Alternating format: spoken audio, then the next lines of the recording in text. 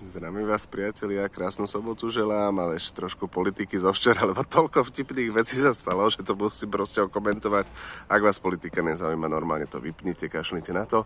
Ak áno, tak ja vám poviem teda svoj názor, svoj pohľad, s ktorým môžete, nemusíte súhlasiť. No a potom mi kľudne môžete napísať do komentárov ten váš pohľad, ten váš názor, ktorý môžem alebo nemusím akceptovať. No, čo sa včera stalo? Úplne strašne zábavná vec, no vystúpil premiér tejto krajiny, Robert Fico. Vedľa neho stál teda nový boss bodorovskej mafie Gašpar, lebo však starý Bodor zomrel, to vieme.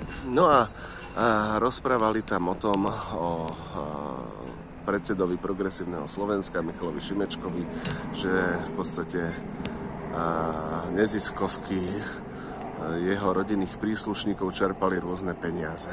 No, tak som sa tam smial pri tej tlačovke, hovorím, ty vole, to je teda ubežiak ten Fico, to je proste niečo neskutočné, to je teda komouš strašný proste. A ešte tam vedľa seba má normálne, že mafiána, akože ne, že ona je mafiána.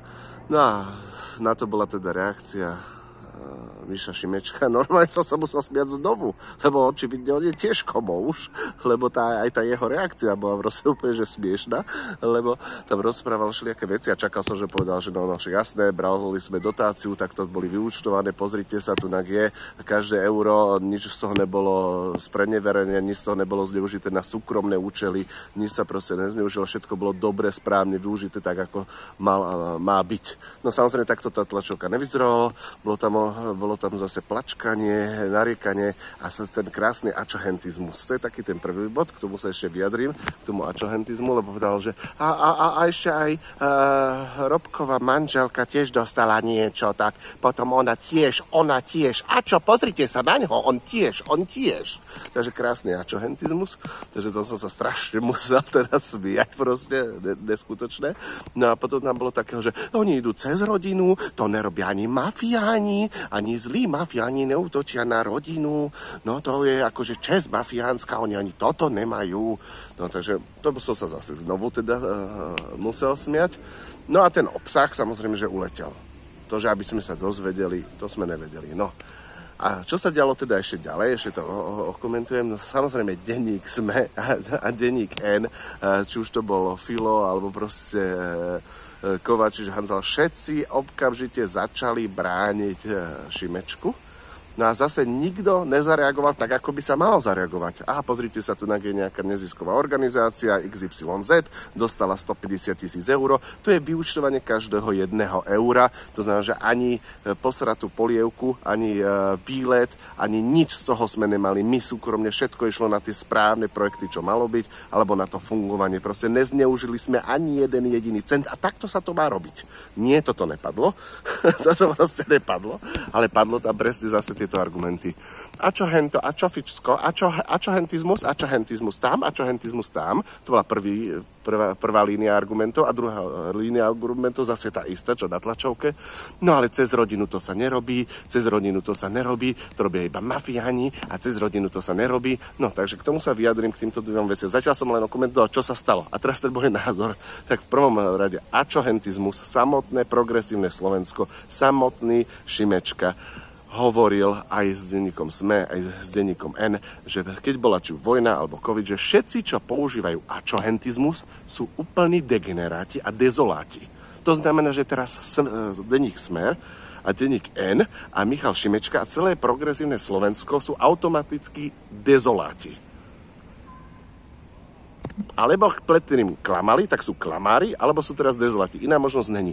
Není možno, že ostatní to nemôžu používať ačohentizmus, a čo áno. Čo hovoria poučky, vygooglite si, čo znamená, že čo je to ačohentizmus. Čo to vlastne znamená, čo vám to povie, akí ľudia to používajú, aký je to z argumentačných faulov. No a teda tá druhá vec k tým neziskovkám a tomu, jak zase hovorili, že cez rodinu. No tak ja si pamätám, že americké médiá v jednom kuse aj politici riešili Bidenovho syna. Však v jednom kuse. Keď ste niekto z vás boli v Amerike, tak tam stále riešia rodiny, manželky, manželov, frajerov, milenky, otcov, matky, synov, detí. Proste úplne, že všetkých tam riešia, lebo to je dôležité, keď ten politik má prístup k daniam a k verejným financiám. To znamená, že akým spôsobom aj žije, aký je morálny, akým spôsobom to rozdeľuje, či náhodou niečo neukradne a tak ďalej a tak ďalej. To znamená, že je to úplne normálna vec. To isto vo Veľkej Británii, či už bolo to kauza z Tonyho Blaira, to isto bolo vo Francúzsku, tá kauza toho premiéra, ktorý chcel kandidovať na, teraz mi vypadlo to meno, na prezidenta a riešili tam, že zamestnával svoju manželku, ktorá vlastne nič nerobila a tomu zlomilo de facto nohy a kvôli tomu sa nestal on prezidentom. To isté sa stalo proste v Belgicku, to isté vo Švédsku. Všade riešia tých rodinných príslušníkov, ale keď sa to na Slovensku vyťahne, že pozor, Ficová manželka je zlá, pozor, z ukradnutých peňazí, Ficov syn Miško študoval super školy a vybavil mu robotu, pozor, Šimečkov niekto taký, pozor, Valov hen taký, tak zrazu nie, to je rodina, toho sa nedotýkajte, to robia iba mafiáni. Nie, to sú verejné peniaze. To sú verejné peniaze.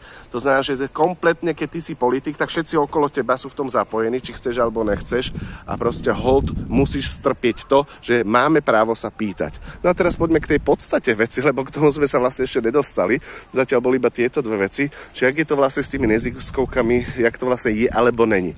No, s tým, že ja mám s tým trošku aj skúsenosti, či už je to Srdcom doma voľba zo zahraničia, ktorú som zakladal, alebo Pražská kaviareň, ktorú som zakladal, alebo teraz Zjednotená Bratislava, v ktorej máme cez 100 ľudí prakticky zo všetkých politických strán, teda okrem Progresívneho Slovenska, Smeru, Hlasu, SNS, Republiky, LSNS. No vlastne tak pozriem, že ne asi zo všetkých normálnych strán, okrem fašistov a komunistov, tak to poviem.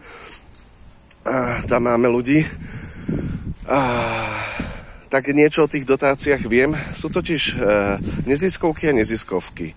A istá časť sa im nadáva, že grantonauti. To znamená, že žijú iba z tých grantov, vycuciavajú peniaze, užívajú si sami a tak ďalej a tak ďalej. A potom sú samozrejme neziskovky, ktoré sú super a nahradzujú štát, to, čo štát nedokáže spraviť, tak díky tomu, že táto neziskovka stará sa o chorých, starých, stará sa o deti, stará sa o autistov, stará sa o všelijakých takýchto ľudí, čo rieši korupciu a tak ďalej a tak ďalej. No a teraz ono sa z toho stalo politická téma a práve tí Ficovci, lebo im vadia tie neziskovky, ktoré poukazujú na ich zlodejiny, tak sa snažia zlikvidovať celý neziskový sektor a naopak progresívci toto vycítili, tak povedia, že budeme chrániť celý tento sektor. No pravda je taká, že ako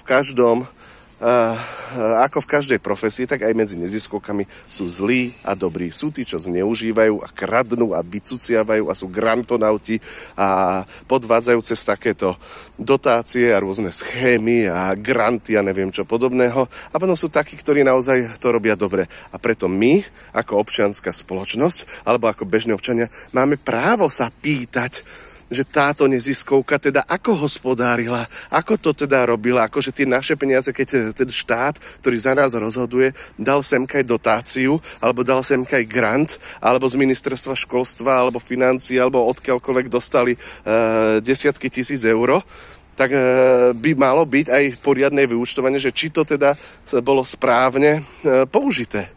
Že či to není len rozhadzovanie peňazí, či to naozaj není len, na tom nie sú len nacucaní.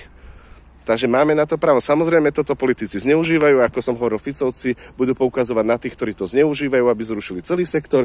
Progresívci budú chrániť všetkých, aj tých dobrých, ale aj tých zlých, lebo vedia, že keď tých zlých uchránia, tak to sú ľudia, ktorí si kradnú, sú na tom nacúcaní a to sú ďalšie hlasy. To môže byť čo 15-20 tisíc hlasov, lebo normálne, že také množstvo tých neziskových organizácií, tých je strašne veľa, polovníci, tých je strašne veľa, tí, čo sú proste na tom nacúcaní, tak to sú desiatky tisíc akože ľudí.